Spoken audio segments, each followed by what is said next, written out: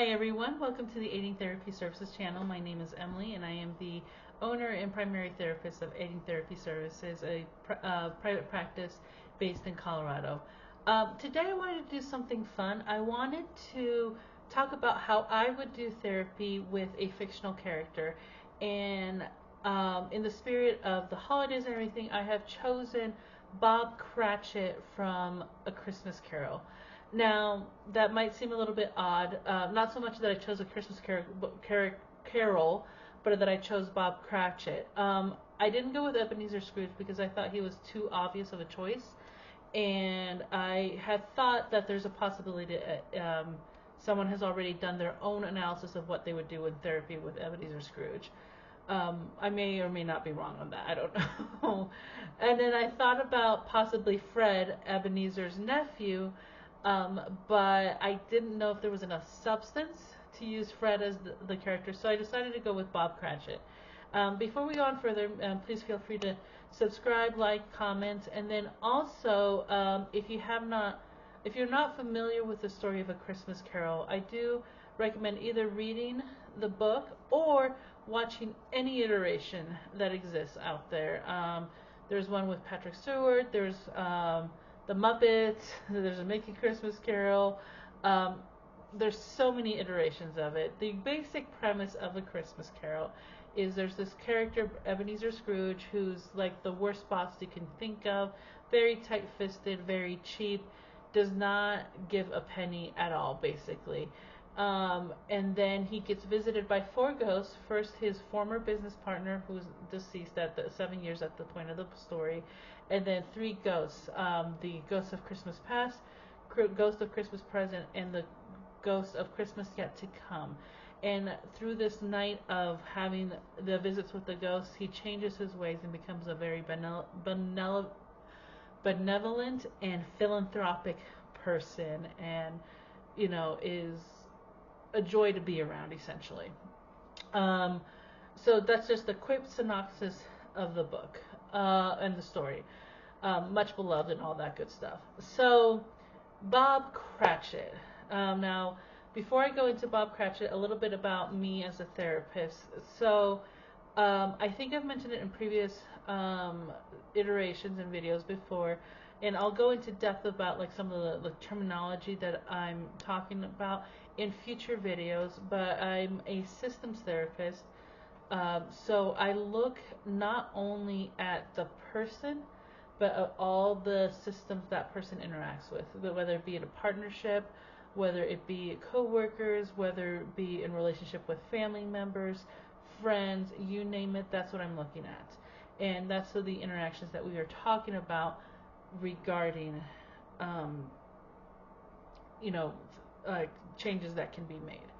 I also can be a little bit frank. I can be a little bit direct, and also I like to do a lot of experiential things. I have worked with children, so I've done a lot of play therapy interventions and art-based interventions. I'm also not afraid of having adults do art-based interventions and experiential interventions. So what I like to do, I feel like, in my opinion, it's what helps a lot with getting people to be more in touch with their emotions and work through some of that stuff. So again, I'll do future videos with a more in-depth analysis of some of these modes of therapy, but I just wanted to give you a quick synopsis. Background on Bob Cratchit. So Bob Cratchit is Ebenezer Scrooge's clerk. For those of you who are maybe younger generations and may not know what a clerk is basically like a secretary or an executive assistant. Does all the paperwork and stuff like that. And with that, he works long hours and for little pay. In the story, he gets paid 15 shillings a week, and that was in 1843. So I had to look and there's some discrepancy about how much money that would be today. So depending on if he's working 40 hours or 65 hours, which is more likely he's probably working more than the 40, depending on which source you're looking at, his wage was somewhere between $1.53 and $12.60 an hour per today's money terms. All right, even going at the high end of $12.60 cents an hour. It was a family of 8, so it was Bob, his wife, plus 6 kids. All right, and he was the only wage earner at the time, so his family in the United States would definitely be below the poverty level regardless. All right, so that is something that we have in context. And then the other thing that we know is that one of his children, Martha, is an apprentice of some sort, so she's the oldest child. And then we also know that one of his sons, Tiny Tim, has some sort of medical condition. A lot of sources, there's been speculation on like what Tiny Tim's condition has been. With a majority of sources seem to agree that it may have been more likely rickets.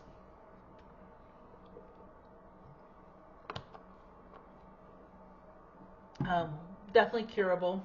And affected bone growth and so on and so forth. And it was fairly common at the time. So, regardless, Tiny Tim has a medical condition, with some like a disability that's forming. There's 5 other children, wife, and Bob. All right. So as I'm thinking about, all right, how would I help Bob and his family? There's different things to think about. And one of the things I think about when I'm thinking about Bob Cratchit and his family is Maslow's hierarchy of needs. Now I'm posting you have the triangle here on this side. No, this side. Yeah, this side. Over here, right here. There we go. So here's the Maslow's hierarchy of needs. And as you see, so I'm not going to go into the theory too much, but basically that there are different needs that need to be met before people are able to really achieve the next step up in the pyramid or the triangle, if you will, the hierarchy. It doesn't mean that you can't be in multiple layers at one time, as we see with Bob's family, but that it's very hard to achieve some of the higher tasks if you don't have your basic needs met. All right, so looking at the basic needs that we have here, they have shelter. We can assume, from the story, they have shelter. They have some food. Is it enough for a family of 8? That would be my question. And then also they're needing medical care, because we know for sure that there is one child with a medical condition. We don't know what the health is for the other family members. All right. So those are like things that I would think of. And in that vein, one of the things that I would want to do is connect the Cratchit family with my lovely case manager, Becky. Becky has a lot of experience with connecting people with resources. I think that the Cratchit family could benefit from probably some sort of food bank connections, definitely medical care, all sorts of things. So like Becky would be the one that would be working with the family to get see what kind of resources are needed. Maybe be even possibly like an IEP if the kids are in school, especially Tiny Tim, because so for IEPs, an individual education plan, but given his disability, is that causing an issue with his ability to attend school? All right, so that's step 1. Now, with the Cratchit family, there are 3 ways that I can go. Now, assuming Tiny Tim does not survive, which we know that he does in the story, spoiler alert, but let's say he didn't survive, then we would be focusing on grief. Certainly individually with Bob, and also with the family as well. Because in the story we know that Tiny Tim is a much beloved character, and so his loss would be a tremendous hit on the family, and we were doing a lot of grief work around that. Another option is maybe some couples work with Bob and Mrs. Cratchit, just because there's conflict. We know in the story that she does not have a lofty opinion of Ebenezer Scrooge, and he's Bob is like more like, hey, let's be nice, it's Christmas, so forth. And they resolve the conflict in the story. I would want to have like a little deeper dive in, like, okay, well, what's the source of this conflict? How do we want to resolve this? Because this is going to continue to keep coming up, especially assuming that Bob continues his employment with Ebenezer Scrooge, and that can have an impact on the rest of the family. And ultimately, and before I go on, another thing of that I would want to do in terms of couple sessions with Bob and Mrs. Cratchit is grief around having a child with disability. You know, this happens a lot. Sometimes families who have a child with a disability end up being isolated for a variety of reasons, and it's difficult trying to split their attention between a child who may need a lot of attention and the other children in the home, and then forget about themselves as a couple as well. So we would be doing some grief work around that. Again, assuming that Tiny Tim's condition does not get better. It does in the story, so like at the point that his condition does improve, maybe talking about some of the anxiety of the what if it gets worse again type of thing.